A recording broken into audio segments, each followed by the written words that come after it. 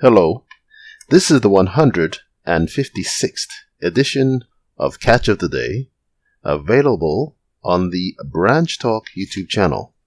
We're going to continue reading today from Doug Mitchell's book, When the Siege Has Ended, Ezekiel 5, The Judgment for the Living. Starting at the top of page 52, it reads, Go thee one way or other, either on the right hand or on the left, whithersoever thy face is set. Ezekiel 21:16. It's now action time. One cannot remain idle, but must go one way or other. The signs of the times prove this to be true. Conflicts in the world among the key players in the events of Jacob's time of trouble are heating up. Economic structures are on the verge of collapsing.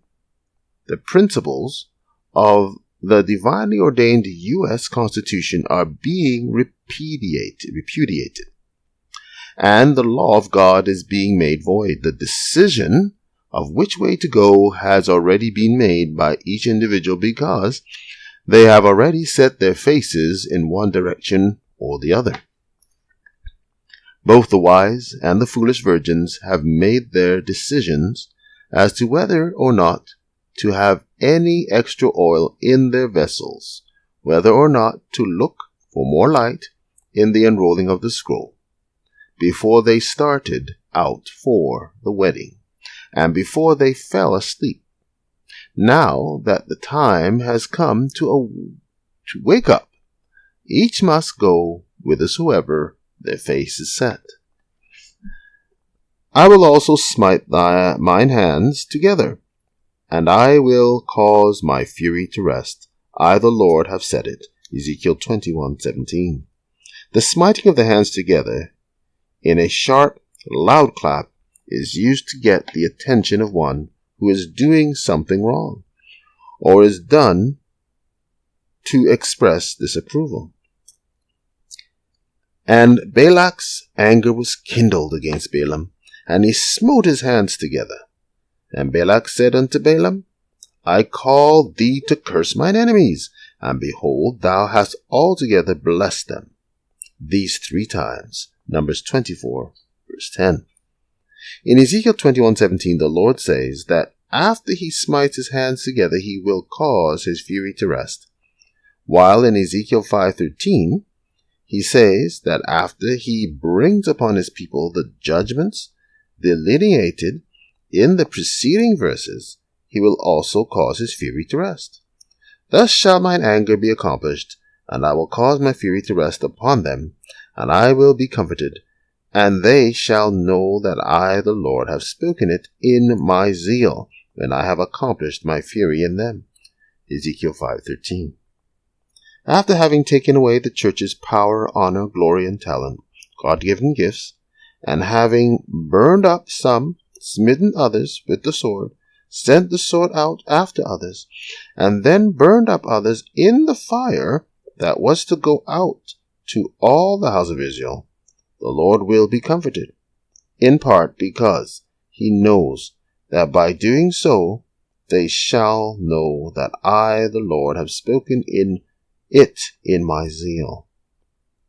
Evidently, since the church didn't learn her lesson through the 430-year siege, it was necessary for the Lord to bring those things upon her so that they would know that the Lord is quite serious about taking the reins in his own hands and bringing his people into true unity and love through the gift of prophecy.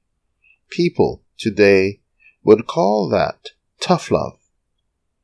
The Lord's tough love is most often seasoned with mercy and grace, but not always. The Lord has been most gracious and merciful in restoring the truth of when and how to observe the Lord's Supper, so that we may reap the benefits of the Lord's blessings that come from its proper observance, and in deferring his anger and restraining himself from cutting off the rebellious remnant. He has laid the glory of man in the dust by taking away from the church the power, honor, glory, and talent, so that he can bring them to the true experience of justification by faith and the true righteousness of Christ.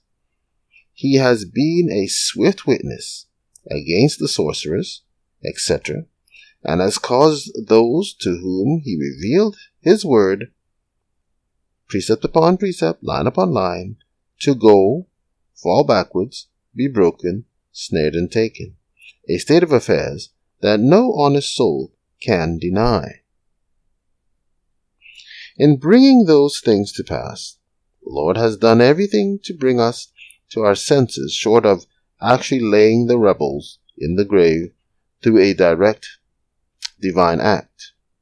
Though the Lord allowed Koresh and many of his followers to suffer the judgment they brought upon themselves in 1993 because of their foolishness, such was not an act of supernatural beings, such as those who performed the slaughter of Ezekiel 9.